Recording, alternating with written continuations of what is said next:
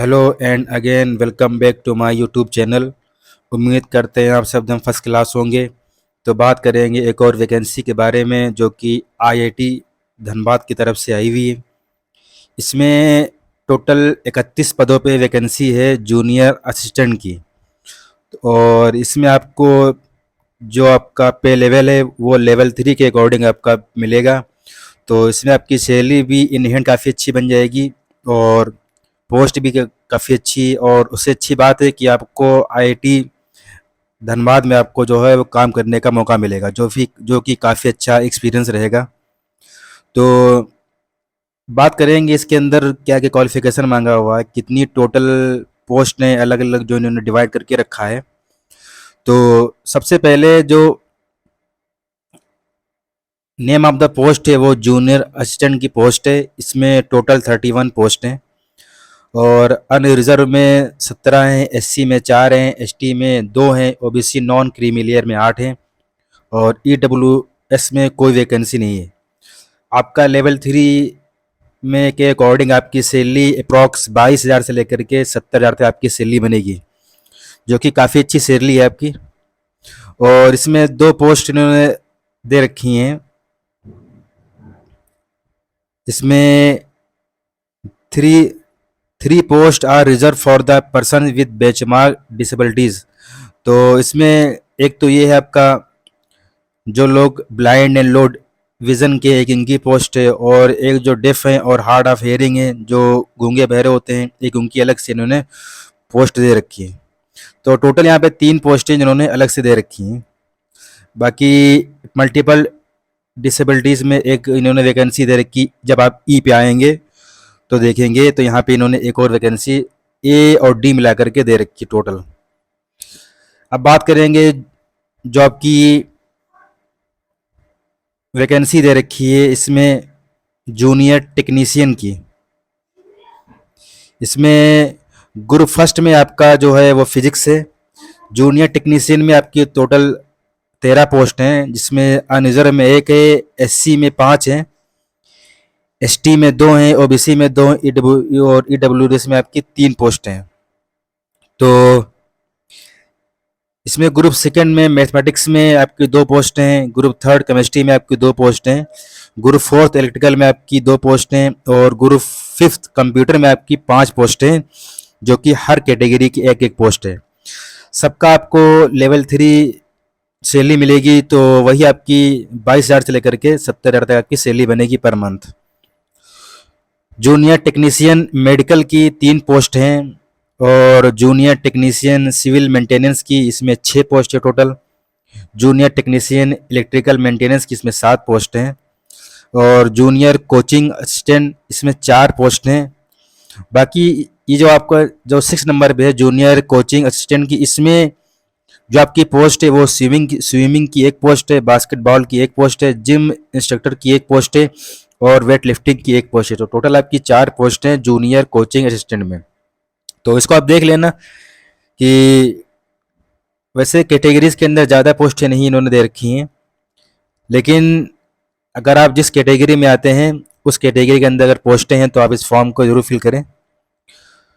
और फिर यहाँ पे इन्होंने क्वालिफिकेशन दे रखा है जूनियर असिस्टेंट पे लेवल थर्ड, 30 साल आपकी एज होनी चाहिए। इसमें सबसे पहले तो आपके पास बैचलर डिग्री होनी चाहिए किसी भी यूनिवर्सिटी से और किसी भी डिसिप्लिन में 55% मार्क्स के साथ। किसी भी अगर आपका डिसिप्लिन में डिग्री है, कोई भी डिग्री आपके पास है, तो आप फॉर्म फिल कर सकते हैं। दूसरा दे रखा है कि proficiency in the use of variety of computer. तो आपके पास कंप्यूटर नॉलेज होना चाहिए, MS Word, MS Excel, PowerPoint, इन सब का आपके पास नॉलेज होना चाहिए। और तीसरा आपके पास है कि आपके पास स्पीड होनी चाहिए 25 वर्ड पर मिनट इन इंग्लिश और 20 वर्ड पर minute in Hindi on computers. तो आपके पास ये 3 चीज़ें होनी चाहिए। बाकी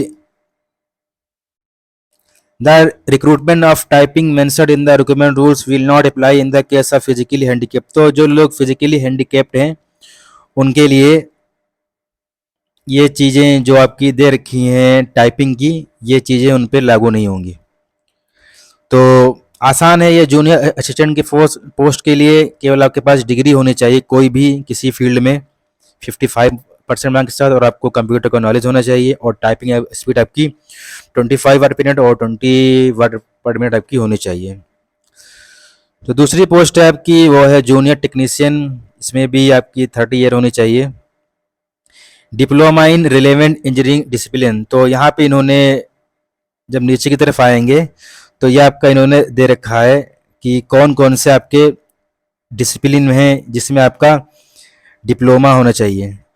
ऑफ 3 ईयर ड्यूरेशन विनिमय, तो आपका 55% मार्क्स के साथ आपके पास 3 ईयर का आपके पास डिप्लोमा होना चाहिए फ्रॉम ए रिकॉग्नाइज यूनिवर्सिटी या पॉलिटेक्निक इंस्टीट्यूट से, या आपके पास बीएससी डिग्री अगर है 55% मार्क्स के साथ, तो भी रिलेवेंट सब्जेक्ट में जो यहाँ पे सब्जेक्ट दे रखे हैं तो आप इस फॉर्म को फिल कर सकते हैं। With 2 year working experience in relevant field, तो आपके पास 2 साल का एक्सपीरियंस भी होना चाहिए। या आपके पास आईटीआई एनसीवीटी इन दोनों में से किसी एक जगह से आपके पास रिलेवेंट ट्रेड में आपके पास सर्टिफिकेट होना चाहिए 5 ईयर का,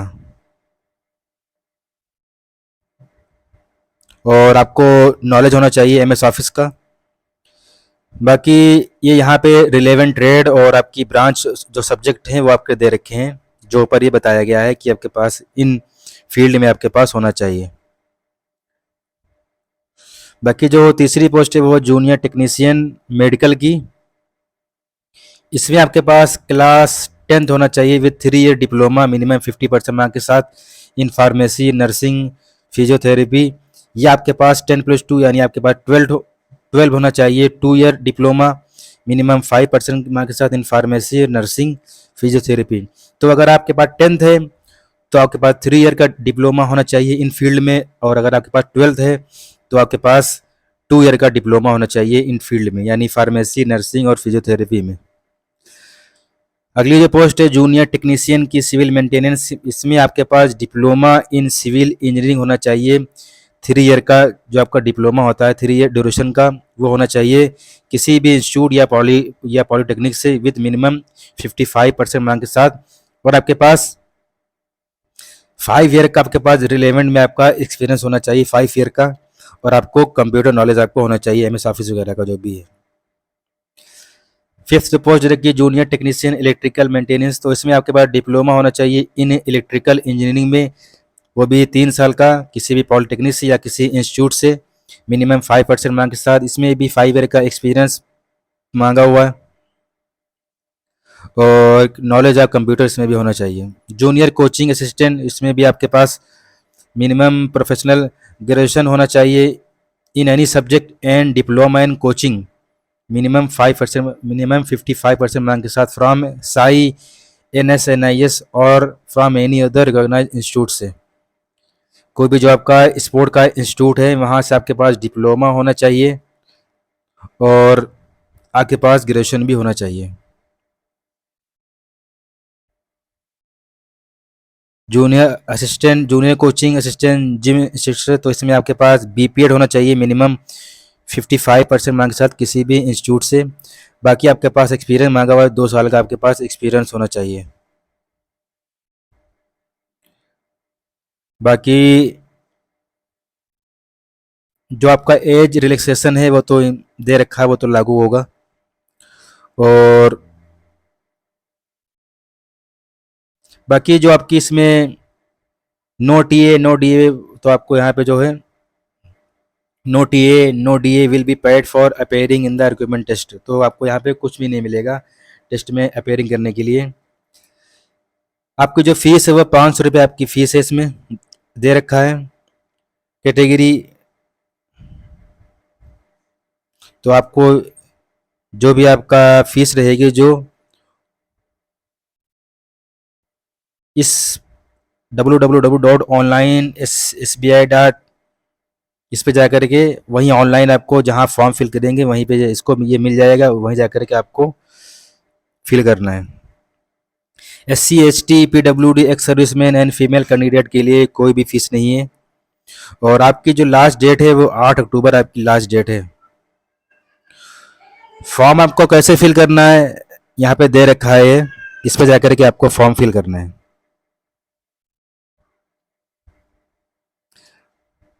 okay, thank you very much.